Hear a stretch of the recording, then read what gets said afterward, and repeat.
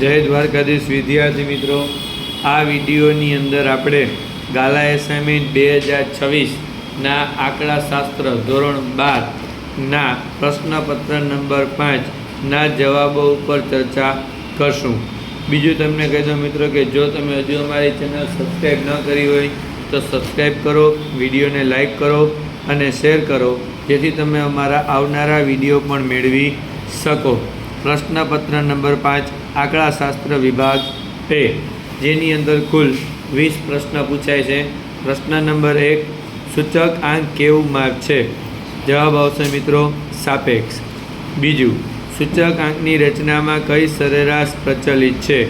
જવાબ આવશે ભારિત મધ્યક. ત્રીજું, જો સિગ્મા ડી સ્ક્વેર બરાબર 0 હોય તો ક્રમાંક સહસંબંધ આંકની કિંમત કેટલી થાય? જવાબ આવશે 1. ચોથું, જ્યારે બે ચલની કિંમતમાં પ્રસાર વધુ હોય ત્યારે સહસંબંધાંક શોધવા કઈ રીતનો ઉપયોગ થાય છે? જવાબ આવશે સ્પીયરમેનની રીત. પાંચમું, નિયત સંબંધની શ્રેષ્ઠ અન્વયોજિત રેખા કઈ રીતથી મેળવાય છે? જવાબ આવશે ન્યૂનતમ વર્ગોની રીત.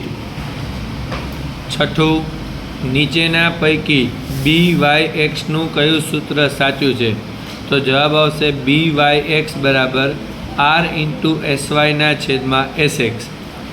સાતમું, નવી ટેકનોલોજીને કારણે કોઈપણ વસ્તુની માંગમાં થતો અસાધારણ ફેરફાર સામયિક શ્રેણીનો કયો ઘટક છે? જવાબ આવશે અનિયમિત ઘટક.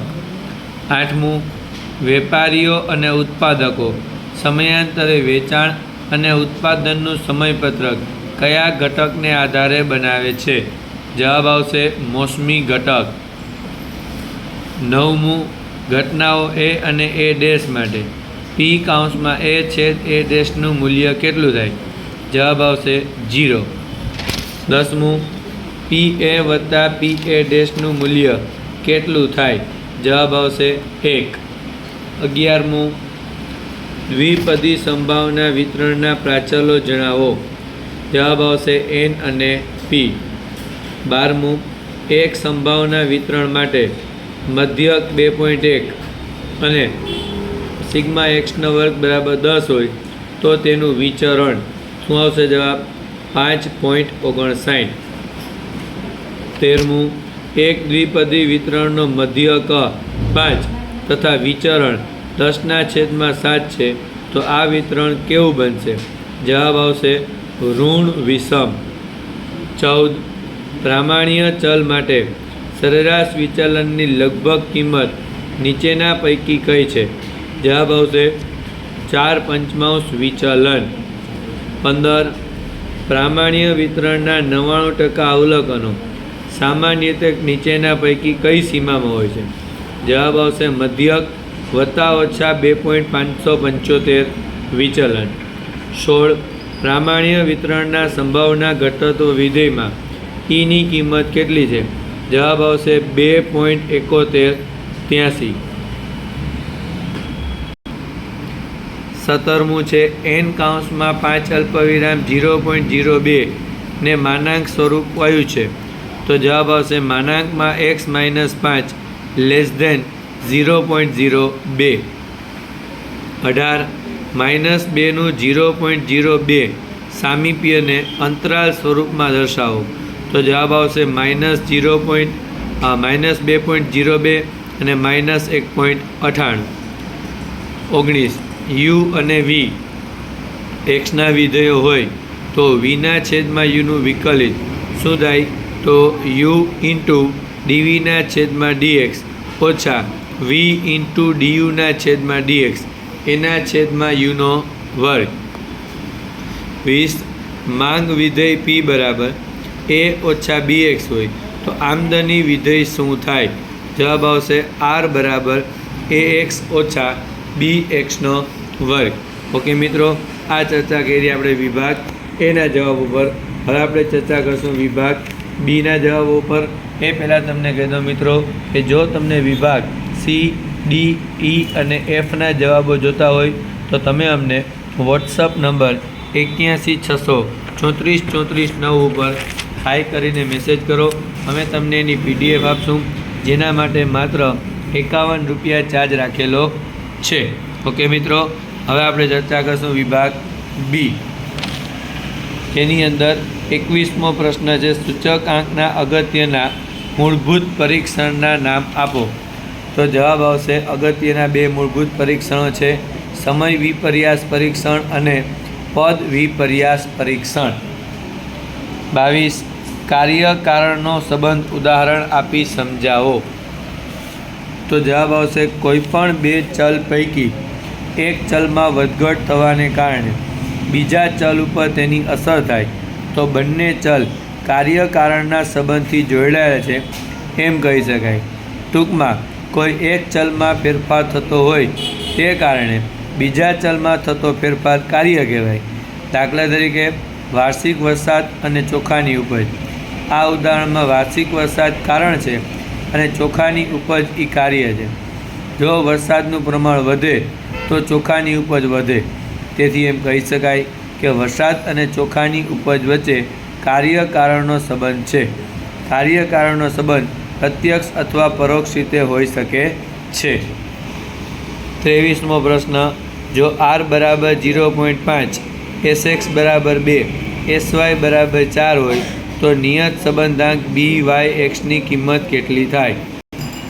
તો મિત્રો r બરાબર 0.5, sx બરાબર 2, sy બરાબર 4, તો byxનું સૂત્ર શું થાય? r × syના છેદમાં sx, 0.5 ગુણ્યા 4ના છેદમાં 2 એટલે 0.5 ગુણ્યા 2 એટલે 1. 24મો પ્રશ્ન, સામાયિક શ્રેણીના ચક્રીય ઘટકને તેમજ મોસમી ઘટકને કયા સંકેત વડે દર્શાવાય છે? તો સામાયિક શ્રેણીના ચક્રીય ઘટકને CT અને મોસમી ઘટકને ST વડે દર્શાવાય છે. 25મો, 3 ઘટનાઓ A, B, C પૈકી ઓછામાં ઓછી એક ઘટના બને તેની સંભાવના મેળવવાનું સૂત્ર.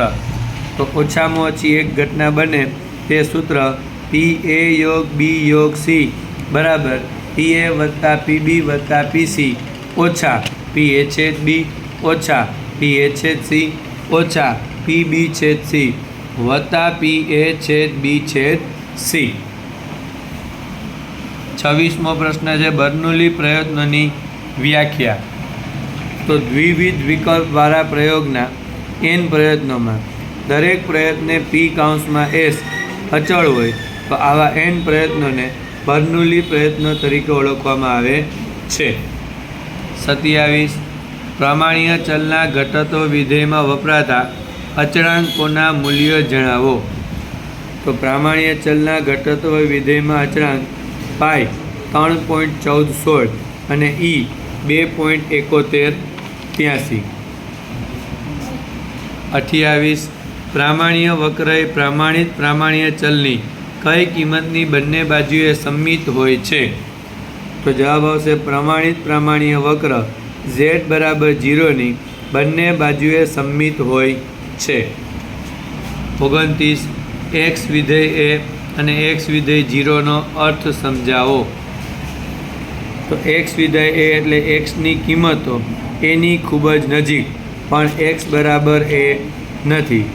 x વિધેય 0 એટલે કે xની વધીને કે ઘટીને 0 તરફ જાય પરંતુ x બરાબર 0 નથી. અને 30મો પ્રશ્ન છે, વિધેયના સ્થિર બિંદુઓ કોને કહે છે? તો જે બિંદુઓએ fxની મહત્તમ અથવા ન્યૂનતમ કિંમતો મળે તે બિંદુઓને વિધેયના સ્થિર બિંદુઓ તરીકે ઓળખવામાં આવે છે. ઓકે મિત્રો, આ ચર્ચા કરી આપણે પ્રશ્નપત્ર નંબર 5ના વિભાગ A અને B ઉપર. આ જ રીતે જો તમારે C, D, E અને Fના જવાબો જોતા હોય તો તમે અમને વોટ્સઅપ નંબર 81633439 ઉપર હાઈ કરીને મેસેજ કરો. અમે તમને એની PDF આપશું, જેના માટે માત્ર 51 રૂપિયા ચાર્જ રાખેલો છે. ઓકે મિત્રો, જય દ્વારકાધીશ.